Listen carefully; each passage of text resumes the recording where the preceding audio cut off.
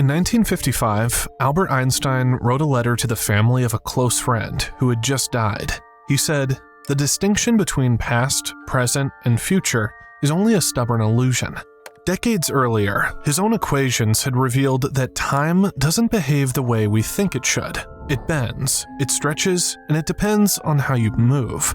Two people in different places, or moving at different speeds, don't agree on what's happening now. There's no single moment that everyone in the universe shares, which means the past and the future might not be gone or waiting. They might still be there, right now. This leads to one of the strangest consequences in physics, a theory called the block universe. It says that time is like space, already mapped out. Everything that ever happened or will happen exists together in a four-dimensional structure. The reason you don't notice it, your brain experiences time as a sequence, not a whole. If the flow of time, if our subjective sense of the flow of time is an illusion, we have this clash between physics and neuroscience because we live in the block universe. And this comes in large part from relativity. We live in an eternalist universe in which the past, present, future is equally real. Think of a movie reel. All the frames already exist, but the projector light only shows one at a time. Your consciousness works the same way. It scans through moments, one frame per second, but the rest of the film never disappears. It's just not lit up right now. This isn't a metaphor. According to Einstein's math, it's the natural conclusion. And it gets even weirder. Now imagine this. You and a friend are walking down the same street. You're just a few steps apart. Nothing feels different. But according to Einstein's relativity, even that tiny motion, if you're walking in opposite directions, creates a slight tilt in your personal experience of time. And that tilt affects what you each consider to be happening right now, in places far beyond Earth. Like the Andromeda galaxy, 2 million light years away. In your frame of reference, a major event might have already started there. In your friend's frame, it hasn't happened yet. Neither of you would notice, but physics say you now disagree on what's real, in the same moment, in the same universe. That's the Andromeda Paradox. What is the Andromeda Paradox? Well, the Andromeda Paradox is the fact that if you and I are looking at Andromeda, 2.5 million light years away, then what happens is, suppose you're sitting in your chair and I'm running by, and at the second I run by you, we both look up at Andromeda. Because I'm moving and you're stationary, we're going to see events that are days apart. How far away from me are you when you're running by? You're in the same place. We're in the same place, essentially. And the thing that you see and I see are days apart. Days apart. Because of our physical perspective? Motion changes the perception of time. If two people standing side by side can disagree on what's happening in a distant galaxy, the idea of a universal now starts to fall apart. The Andromeda Paradox, first proposed by physicist Roger Penrose, reveals just how fragile our sense of time really is, and the numbers don't lie. According to special relativity, even a small change in velocity alters your slice of space-time. It's not something you feel, but mathematically, it shifts which events lie on your now line, especially when you project that line across cosmic distances. Imagine this. You pause for a moment. Somewhere far away, an alien civilization decides to send a signal toward Earth.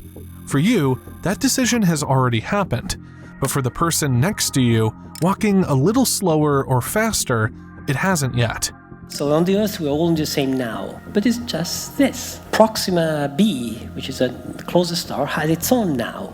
There's no sense of putting them together. You can send signals from one to the other, signal back, but in between there's no way of saying, there's no meaning of now. And in fact, people work in general relativity, theoreticians work in general relativity, study solution of Einstein equation, they know very well that there's this four-dimensional solution. There's no preferred now, no objective now that you can pick up. It's easy to dismiss these effects as theoretical, but they're real, and they've been measured.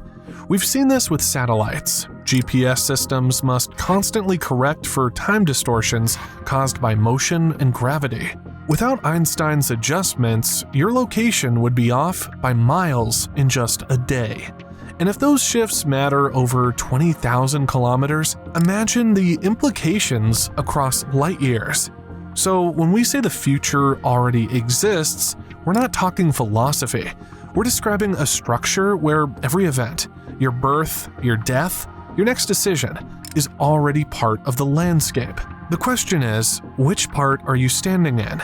This doesn't mean you're frozen, but it does mean that your experience of time is a narrow beam, moving through a vast four-dimensional territory. And if time works like space, then every step you take reveals a different section of that terrain. Not because it's being created in real time, but because it's already there, waiting to be seen. The paradox isn't just about galaxies. It's about you, your now, your choices, and how they might already be part of something much larger and much stranger than anyone expected. If time isn't something that flows, but something that simply is, then where are you really? That's where the block universe hits harder than any sci-fi theory. Because if every moment exists, then the future version of you already exists too. Not metaphorically, not as potential, as part of the structure. It doesn't mean you're locked into fate. It means your future is already written, just not yet experienced by the version of you watching this video. So we automatically, right from the start, treat time and space differently. We treat space as somehow more important or relevant to what the universe is, whereas time is just a label that tells us which moment of the universe we're talking about. In this video, you're like a needle on a record. You experience one groove at a time, but the entire song, the full track list, is already pressed into the vinyl. When you make a choice, you don't generate the future, you navigate it.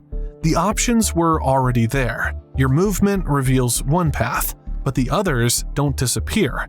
They're part of the structure too.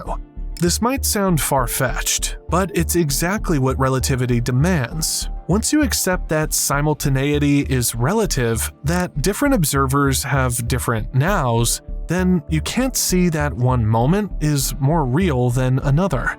So if your childhood still exists in one part of the block, and your future old age exists in another, which one is the real you?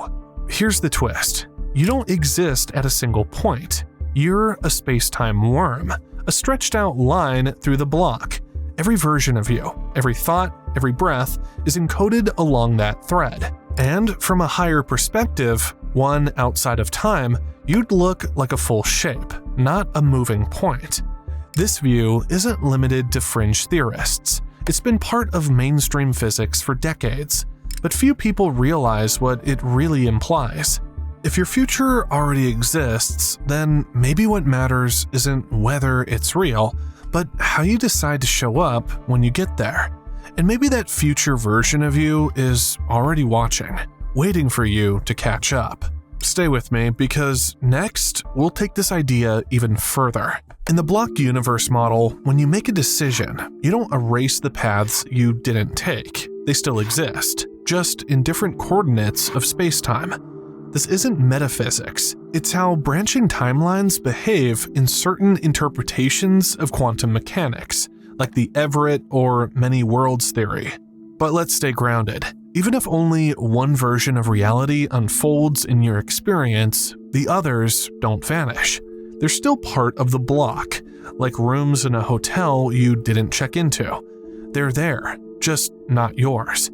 There are going to be a lot of split versions in the future. But if we're at a point now, and if we go forward, there's more possibilities. Each one has their own past. In space-time, they all exist. Every possibility that ever was or ever will be, trillions of times a second, they all exist. Now, here's where it gets interesting. If you zoom out far enough, your timeline doesn't look like a straight thread. It's more like a fractal, a branching structure where each moment leads to multiple possibilities, each forming its own path, not infinite, but more than one, always. These branching paths are shaped by your choices, but also by randomness, probability, and outside events. They intertwine, they rejoin, some die out, others amplify. So why does this matter? Because it means you're not navigating a flat road. You're exploring a dense, living terrain of paths, some visible, some not. The past you remember is one path, but there are versions of you just slightly off course. One chose differently last week, one missed that train, one never made that phone call. You'll never meet these versions, but they're not fantasy. They're embedded in the same 4D geometry that holds your current self. And this fractal structure doesn't just apply to your personal life. It applies to all systems, from atoms to economies to galaxies. If time is space and choices carve trajectories, then the universe itself is a tangle of timelines, branching, looping, and crossing in ways we've only begun to understand. You're not a line, you're a network of possibilities, and that changes everything. If every moment, past and future, already exists in the structure of space-time, then what exactly are you choosing? This is where philosophy crashes into physics. There are 3 major theories of free will, and each one reacts very differently to the idea that the future might already be there. First, there's libertarian free will. It says your choices are not predetermined. You could have done otherwise at any moment. You're a true agent, not just reacting to causes. But in a block universe, this runs into problems, because if your future already exists, even just structurally, how could you have chosen differently? Of course, we all make choices. We are parts of nature. We make choices every day, thousands of choices every day. The idea of determinism does not deny the obvious empirical fact that we are always making choices. What it denies is the abstraction that we call the could have been. I could have chosen differently. Then I would say you could only have chosen differently if you were different. Nature was what it was. So the could have been is an abstraction, and I think it's a fantasy. Second is hard determinism. It claims that free will is an illusion. Everything you do is the result of prior causes, genes, environment, physics. The block universe seems to fit this view. Your life is like a film reel, every frame fixed, playing in order, but already complete. But the illusion of free will is an illusion in that as you pay more attention to your experience, you begin to see that it's totally compatible with an absence of free will. You don't know what you're going to think next. You don't know what you're going to intend next. Third is compatibilism, a middle path. It says determinism and free will can coexist. You may not control the universe, but you still act according to your intentions. Your choices are yours, even if they arise from a chain of cause and effect. This is the view most modern philosophers and physicists lean toward, not because it's perfect, but because it matches what we experience. We feel free, but everything seems causally connected. Now, here's the twist. In a static universe, free will might still be meaningful, just not how we usually imagine it. Imagine a mountain range frozen in time. You're not climbing it in real time.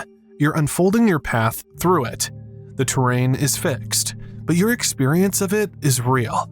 Your intent still matters. It's just part of the structure. We recognize that every decision is, in fact, at the level of particles, nothing but those particles coursing through our minds and going this way or that, resulting in us saying either yes or no, or going left or right. There is no justification for the intuition that we are the ultimate authors of our actions, that we can somehow supersede the strings that are pulling us that are governed by the equations of physics. So, are you choosing freely, or just discovering the version of you that already chose? The deeper we look into the fabric of reality, the more time itself stops behaving the way we thought. Take GPS satellites. They orbit Earth at high speed and far from its surface. According to Einstein's theory of relativity, both their velocity and the weaker gravity they experience affect their clocks. Without correction, GPS would drift by about 10 kilometers per day. The only fix, adjusting their time to account for relativistic effects. The GPS satellites orbit higher than our space station. That is far enough away from Earth's source of gravity for them to have a measurably different space-time condition. We pre-correct the time signal from the GPS satellites so that by the time the time reaches us, well, it's been properly corrected and it matters to us and our space-time continuum, not the one that's in Middle Earth orbit. Oh my goodness. That's not science fiction. That's your phone, working right now. Because time bends.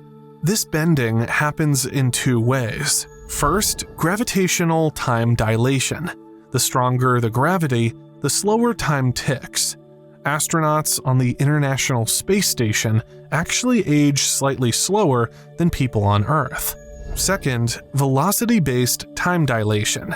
The faster you move, the more time stretches for everyone else.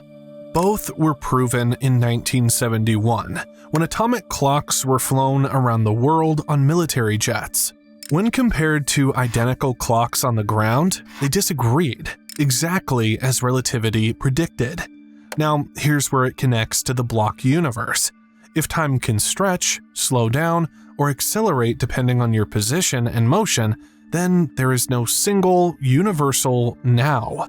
Each observer carries their own timeline, and that means the idea of a moving present, something sweeping forward through time, isn't real. All moments exist, but you experience them differently depending on where and how you move. In relativity, in Einstein's point of view, there is no such thing as one moment of time all throughout the universe that everybody agrees on. To Einstein, space and time are combined into space-time, but space by itself and time by itself are not absolute. This is the foundation of the block universe. Space-time as a four-dimensional structure where events don't happen, they just are. Now layer in quantum entanglement. Two particles, separated by vast distances, can instantly reflect each other's state. Einstein called it spooky action at a distance, but it's been confirmed repeatedly. And it raises a serious question. If information updates instantly beyond the limits of space, what does that say about time? It suggests time isn't the primary framework. It's emergent, a side effect of how we interact with the block, not how the block itself functions. You've never really moved through time. You've only moved through coordinates. In 1949, Kurt Gödel, yes, the same Gödel who shattered mathematics with his incompleteness theorem, sat down with his friend Albert Einstein and proposed something strange. He had found a solution to Einstein's equations of general relativity, a rotating universe where time loops back on itself. In this model, you could theoretically travel into your own past, not with a machine, but as a consequence of how space-time bends and twists. Einstein was shaken. He said Gödel's model, though mathematically valid, disturbed him deeply, not because it was wrong, but because it might be right. Here's the issue. If time travel is possible, even just in theory, it implies that past and future are equally real. You can't visit something that doesn't exist. That's why Einstein once wrote, in a letter after his friend's death, "For us believing physicists, the distinction between past, present, and future is only a stubbornly persistent illusion." He wasn't being poetic. He meant it. Einstein's equations don't need a flowing now. They work just fine without it. And Gödel pushed this idea further. He believed that our psychological sense of time, this feeling of moving forward, is a human projection, not a feature of the universe. So what does this mean for your everyday life?